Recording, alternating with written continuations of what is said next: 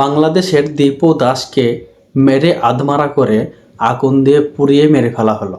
আর এই জন্য ভারতের কিছু দাদারা আন্দোলন করছে এবং বলছে হিন্দু হিন্দু ভাই ভাই, কেন বাংলাদেশে হিন্দুর ওপর অত্যাচার করা হচ্ছে, হিন্দুদেরকে কেন মারা হচ্ছে, কেন মারা হলো, বিভিন্ন রকম প্রশ্ন। ভালো, এতে আমারও একমত, কেন মারা হলো। কিন্তু কেরালাতে বাংলাদেশি মনে করে এক হিন্দু দলিত ভাইকে পিটিয়ে মেরে ফেলা হয়েছে। তার জন্য কোনো হিন্দু কথা বলছে না। কেন কথা বলছে না?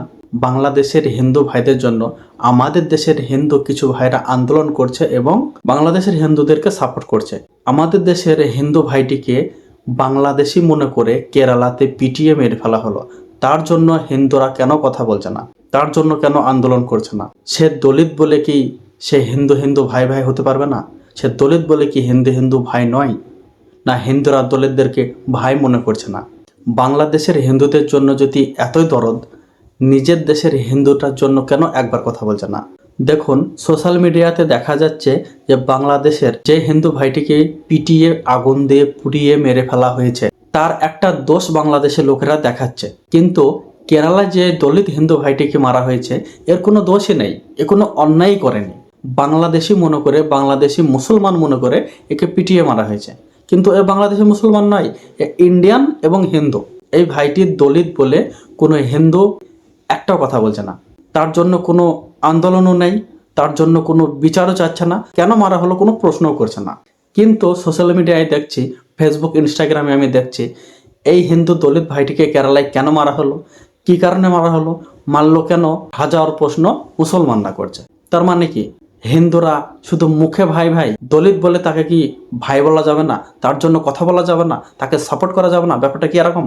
মুসলমানরা যেহেতু এই কেরালার হিন্দু ভাইটির নেগে সাপোর্ট করছে সোশ্যাল মিডিয়ায় দেখছি, তাহলে কি আসলে মুসলমানরা হিন্দুদের সঙ্গে মিলেমিশে থাকতে চায় আর হিন্দুরা কি মুখেই শুধু? ব্যাপারটা এরকম হয়ে যাচ্ছে না? বাংলাদেশের হিন্দুর ওপর অত্যাচার হয়েছে, প্রশাসনরা আছে দেখার জন্য। হ্যাঁ, অত্যাচার হয়েছে, আমিও মানছি। দীপু দাস ভাইকে নির্যাতন করে মারা হয়েছে, এটা অন্যায়, এটা দোষ, এটা আমিও মানছি। কিন্তু আমাদের দেশের যে হিন্দু ভাইটির ওপর অত্যাচার করে মারা হলো তার জন্য কেন কথা বলছো না? এটাও তো অন্যায়, কিন্তু এর জন্য কেউ কথা বলছে না কেন ভাই? শুধু মুখে হিন্দু হিন্দু ভাই ভাই, হিন্দু হিন্দু ভাই ভাই, কিন্তু কাজের সঙ্গে কেন মিল নাই? বাংলাদেশের ভাইটা ভাই, ইন্ডিয়ার ভাইটা ভাই নয়? বাংলাদেশি ভাইটার জন্য যে আন্দোলন করা হচ্ছে এটা রাজনীতি মনে হচ্ছে। ইন্ডিয়ান দলিত হিন্দুর জন্য কথা কেন বলা হচ্ছে না? অথচ সোশ্যাল মিডিয়ায় ইন্ডিয়ান মুসলমানরা দলিত হিন্দু ভাইটিকে পিটিয়ে মেরে ফেলা হলো বাংলাদেশে মনে করে, এই জন্য প্রতিবাদ করছে।